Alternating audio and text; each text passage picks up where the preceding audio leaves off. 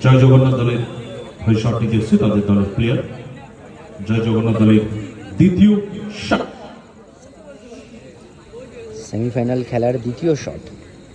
এখন স্কোর চলছে 1-1। এই শটে এসেছে মনু। মনু যদি গোল করে তাহলে দলকে আবারও এগিয়ে রাখবে।